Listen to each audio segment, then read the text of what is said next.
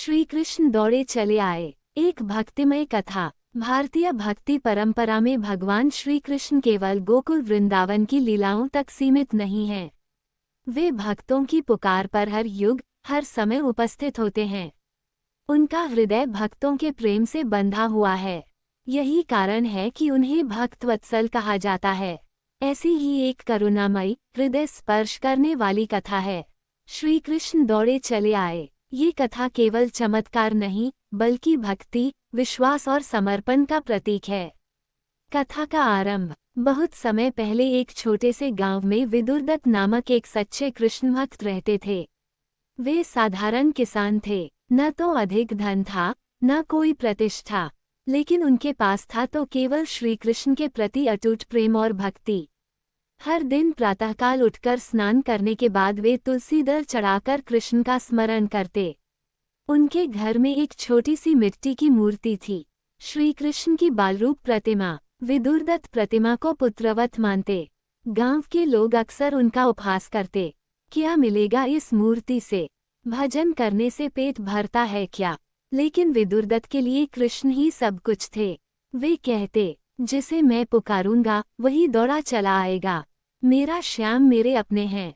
एक बार गांव में भयंकर अकाल पड़ा, फसलें सूख गईं, लोगों के पास खाने को अन्न न बचा।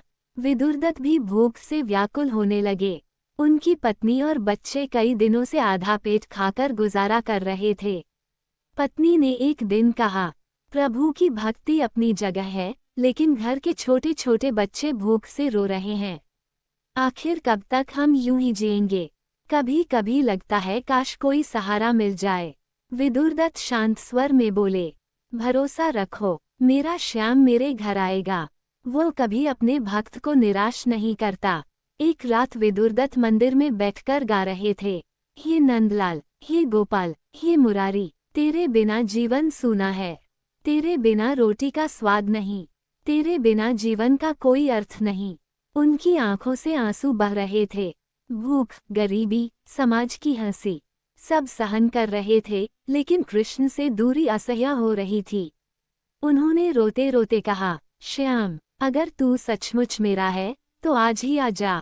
तेरा दास भूखा है, तेरे बिना टूट रहा है। उसी समय दूर द्वारका में श्री कृष्ण रुक्मिणी संग राजसभा में बैठे थे। चारों ओर वैभव था, लेकिन अचानक कृष्ण का हृदय विचलित हो उठा। रुक्मिणी ने पूछा, प्रभु, आप अचानक इतने उदास क्यों हो गए। कृष्ण ने आंखें बंद कर कहा, मेरा एक भक्त विदुरदत्त मुझे पुकार रहा है। उसकी पुकार ने मुझे बांध लिया है। मैं अभी वहीं जाना चाहता हूँ। सभा आश्चर्यचकित रह गई, लेकिन कृष्ण बिना विलंब किए तुरंत उठे। कृष्ण ने न रथ लिया, न सेवक, न कोई साज सामान। वे ऐसे दौड़े जैसे कोई माँ अपने रोते हुए शिशु की ओर दौड़ती है। उनकी गति अपार थी, धूल उड़ती रही। मार्ग के वृक्ष जैसे उन्हें प्रणाम करते झुक गए। गायें रंभाने लगीं, ग्वालबालों की बांसुरियां गूंज उठीं, मानो संपूर्ण प्रकृति पुकार रही थी, श्याम, दौड़ चले आओ, तुम्हारा भक्त तड़प रहा है। विदुरदत्त की कुटिया में उस समय अंधकार था। बच्चे भूख से सो गए थे। पत्नी आंसुओं में डूबी थी। स्वयं विदुरदत्त आंसुओं से भीगे हुए भजन गा रहे थे। अचानक दरवाजे पर दस्तक हुई। विदुरदत्त ने पूछा, कौन है। एक मधुर किंतु थका हुआ स्वर आया, मैं हूँ तेरा श्याम। विदुरदत्त ने दरवाजा खोला। सामने खड़े थे स्वयं श्री कृष्ण, पीतांबर धारण किए, मुरली हाथ में, परंतु पैरों में धूल, माथे पर पसीना, मानो दूर से दौड़कर आए हों। विदुरदत्त स्तब्ध रह गए। उनकी आंखों में विश्वास और अश्रु मिल गए। वे कृष्ण के चरणों में गिर पड़े, प्रभु, आप सचमुच दौड़े चले आए। मैं तो केवल रो रहा था। कृष्ण ने उन्हें उठाया और हृदय से लगाया। विदुर, मैं तो अपने भक्त की एक पुकार पर बंध जाता हूँ। जब तुमने रोकर पुकारा तब मैं कैसे रुक सकता था। पत्नी और बच्चे भी जाग गए। उन्होंने देखा कि घर में चमत्कार हो गया। घर का कोना कोना दिव्य प्रकाश से भर गया। कृष्ण ने मुस्कुराते हुए कहा, भूख लगी है न, देखो मैं अपने साथ द्वारका का अन्न लाया हूँ। उन्होंने अपना पिटारा खोला। उसमें सैकड़ों थालियां सुस्वादु व्यंजन, फल मूल, मिठाइयाँ और धान्य से भरे बोरे थे। विदुरदत्त और उनका परिवार आनंद से भर गया। बच्चों ने भोजन किया। पत्नी ने आंसुओं में कहा, आज तो जैसे घर में स्वयं लक्ष्मी आई हो। कृष्ण ने हंसते हुए कहा, जहाँ प्रेम है वहाँ मैं स्वयं लक्ष्मी सहित आता हूँ। सुबह जब गांव वालों ने देखा कि विदुरदत्त के घर से दिव्य प्रकाश निकल रहा है तो वे चकित रह गए। सब लोग दौड़कर आए। उन्होंने पूछा, विदुर, ये चमत्कार कैसे हुआ? विदुरदत्त ने भावविभोर होकर कहा, यह मेरे श्याम की कृपा है। मैंने केवल सच्चे मन से पुकारा और वे दौड़े चले आए।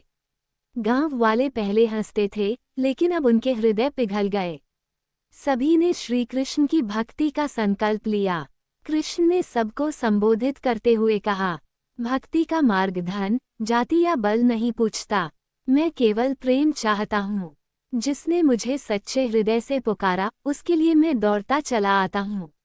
याद रखो, भक्ति में दिखावा नहीं, भक्ति में छल नहीं, भक्ति में केवल आत्मसमर्पण चाहिए।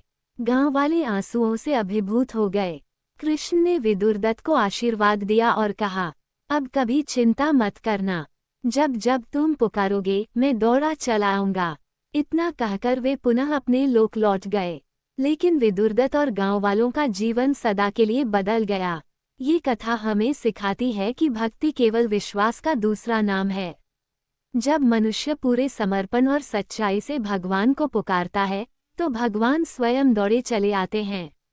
प्रभु को न वैभव चाहिए न आडंबर, उन्हें चाहिए तो केवल निर्मल हृदय का प्रेम। इसलिए संतों ने कहा है, सच्चे मन से जो कोई बोले भवसागर से तर जाए।